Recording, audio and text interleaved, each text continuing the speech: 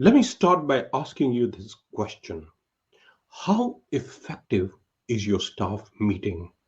This is one of the most critical elements which is going to help you to succeed in your particular business. And when I ask this to business owners, sometimes I get responses that I wish I could change a couple of my team members, or I would have wanted more value from that particular meeting. So today I want to share with you staff meeting, how to make your staff meetings highly effective.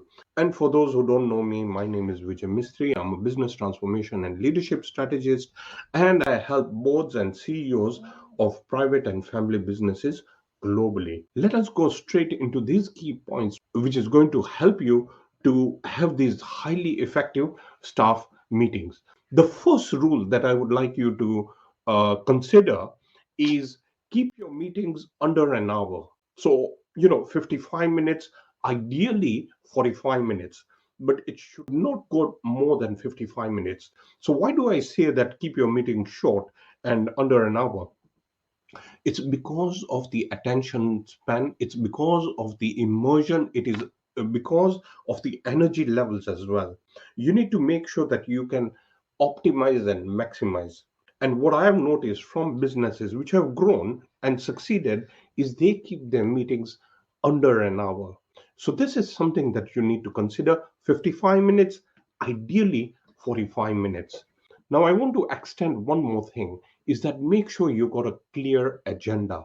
That is critical, that you have a clear agenda. All the complexities are broken down into simple information. The second point that I want to share with you is ask for feedback. What are the measures from the last meeting? So, for example, if you are having a sales and marketing meeting, you need to find out exactly whether the team has hit those numbers, what has been the feedback. You need to get all that feedback completely clear from that particular staff meeting. It has to be clear, succinct, and it must be measured with the expected milestones which have been set. So that is key and critical. The third point is red flags. What are the challenges? What are the issues? What seems to be emerging, which sort of is a barrier to the expected milestones? That needs to be addressed. But it's not only about the red flags, they need to come up with solutions as well. This is where the accountability piece comes into play. It's not only about responsibility, it's about holding them accountable. And accountability comes into play when they can come up with solutions. So you're holding them accountable for the outcome. So be very careful and make sure that you discuss the red flags, but also find out what the team has come up with to resolve those problems. It could be individual, it could be a group, or it could be teams, whatever it is. But that is where the accountability really kicks in. The third point I want to share with you is, are there any initiatives or any insights that they want to share pertaining to that particular meeting? It's very important to find out exactly what is happening. So, in other words, there could be a new entrant, or there might be an insight related to your industry which your team members have.